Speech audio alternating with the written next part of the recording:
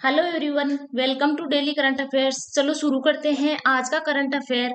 First question is, प्रतिवर्ष अंतर्राष्ट्रीय plastic bag मुक्त दिवस कब मनाया जाता है? 3 जुलाई को। पृथ्वी पर प्लास्टिक प्रदूषण के बढ़ते गंभीर मुद्दे के बारे में जागरूकता बढ़ाने के लिए हर साल 3 जुलाई को अंतर्राष्ट्रीय प्लास्टिक बैग मुक्त दिवस के रूप में मनाया जाता है। 2022 में यह इसका 13वां संस्करण है। पहला अंतर्राष्ट्रीय प्लास्टिक बैग मुक्त दिवस 3 जुलाई 2008 को मनाया गया था, जब जीरो वेस्ट यूरोप के एक सदस्य रेजेरो ने इसकी शुरुआत की थी। इसके उद्घाटन वर्ष में यह दिन केवल कैटेलोनिया में मनाया गया था। हालांकि एक साल बाद जीरो वेस्ट यूरोप ने यूरोपीय संघ में अंतर्राष्ट्रीय प्लास्टिक बैग मुक्त दिवस की शुरुआत की। हाल ही में किसे CII यानी कन्फेडरेशन ऑफ इंडियन इंडस्ट्री गुणवत्ता रत्न पुरस्कार 2021 से सम्मानित किया गया है? अशोक सूता। हैप्पीस्ट माइंड्स टेक्नोलॉजीज के संस्थापक और कार्यकारी अध्यक्ष अशोक सूता को CII गुणवत्ता रत्न पुरस्कार 2021 से सम्मानित किया गया है। वर्ष 2019 में शुरू किए गए वार्षिक CII गुणवत्ता रत्न पुरस्कार को गुणवत्ता अभियान में उत्कृष्ट नेतृत्व, योगदान और विशिष्ट सेवा के लिए प्रदान किया जाता है।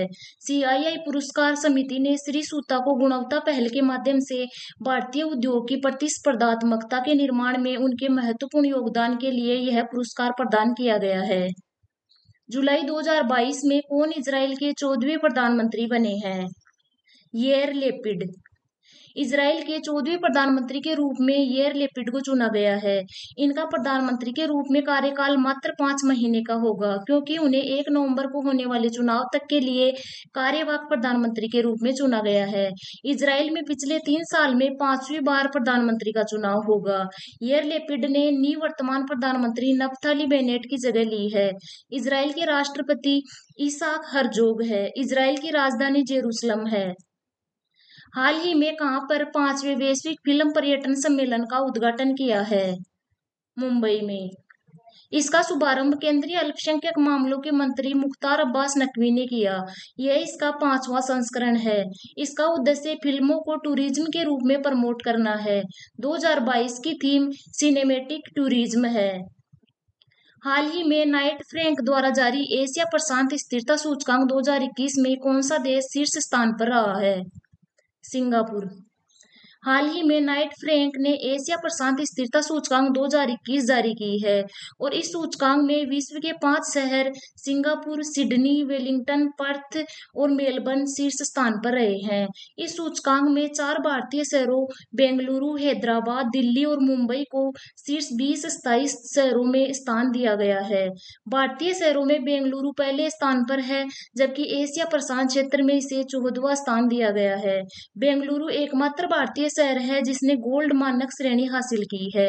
बेंगलुरु के बाद दिल्ली है, जिसे एशिया प्रशांत क्षेत्र में 17वां स्थान दिया गया है। हैदराबाद को भारत का तीसरा और एशिया प्रशांत क्षेत्र का 18वां स्थान दिया गया है, जबकि मुंबई भारतीय शहरों में चौथे स्थान पर और एशिया प्रशांत क्षेत्र में 20वें स्थान पर रहा है। हाल ही में किस क्रिकेटर ने एक टेस्ट मैच में 1 ओवर में सर्वाधिक रन बनाने का विश्व रिकॉर्ड बनाया है? जसप्रीत बुमराह है। भारत के कप्तान जसप्रीत बुमराह ने स्टुअर्ट ब्राड के खिलाफ 29 रन बनाकर टेस्ट क्रिकेट में 1 ओवर में सबसे अधिक रन बनाने का विश्व रिकॉर्ड बनाकर महान ब्रायन लारा की उपलब्धि को 1 रन से हरा दिया। विश्व रिकॉर्ड 18 साल तक लारा के पास रहा। उन्होंने 2003-04 में एक टेस्ट मैच में दक्षिण अफ्रीका के बाएं हाथ के स्पिनर रॉबिन पीटरसन के खिलाफ 28 रन बनाए थे, जिसमें 6 गेंदों पर 4 चौके और 2 छक्के शामिल थे। 4 जुलाई 2022 को प्रधानमंत्री नरेंद्र मोदी ने कहां डिजिटल इंडिया सप्ताह 2022 का उद्घाटन किया है? गांधीनगर, गुजरात में। प्रधानमंत्री ने गांधीनगर में डिजिटल इंडिया वीक 2022 का उद्घाटन किया है, और जिसका विषय कैटेलाइजिंग न्यू इंडियाज डेकेड यानी नए भारत के प्रौद्योगिकी दशक को उत्प्रेरित करना है। प्रधानमंत्री इस कार्यक्रम के दौरान प्रौद्योगिकी की पहुंच बढ़ाने, जीवन को आसान बनाने के लिए सेवा वितरण को सुव्यवस्थित करने और स्टार्टअप को बढ़ावा देने के उद्देश्य से कई डिजिटल पहल शुरू की है। प्रधानमंत्री ने डिजिटल इंडिया भाषिनी की भी शुरुआत की, जो इंटरनेट और डिजिटल सेवाओं तक भारतीय भाषाओं में आसान पहुंच को सक्षम बनाएगी।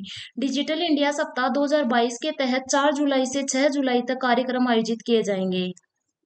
हाल ही में राष्ट्रीय स्वास्थ्य प्राधिकरण ने पीएमजे यानी प्रधानमंत्री जन आरोग्य योजना के तहत काम करने वाले कितने डॉक्टर्स को सम्मानित किया है?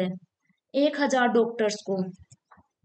राष्ट्रीय स्वास्थ्य प्राधिकरण ने आयुष्मान भारत प्रधानमंत्री जन आरोग्य योजना के तहत और कोरोना वायरस महामारी के खिलाफ लड़ाई में लगभग 1000 डॉक्टरों को उनके काम के लिए सम्मानित किया है। डॉक्टरों को हमारे समुदाय ने न केवल महामारी के खिलाफ हमारी लड़ाई में महत्वपूर्ण भूमिका निभाई है, बल्कि आयुष्मान भारत प्रधानमंत्री जन आरोग्य योजना जैसी प्रमुख स्वास्थ्य योजनाओं के सफल कार्यान्वयन को सुनिश्चित करने भी में महत्वपूर्ण भूमिका निभाई है।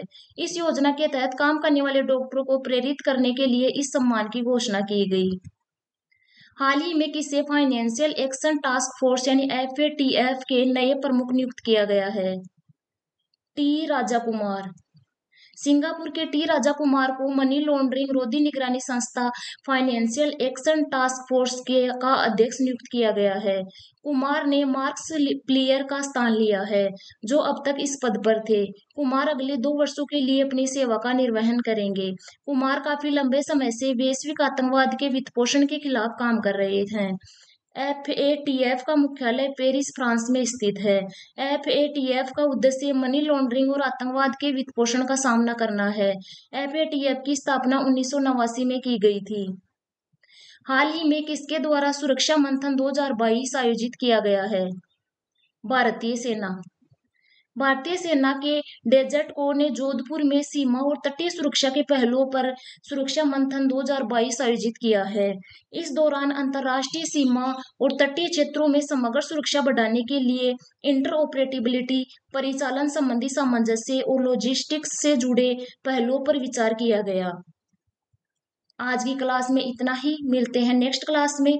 अगर आपको वीडियो अच्छा लगे तो प्लीज लाइक एंड शेयर जरूर करें। Thanks for watching.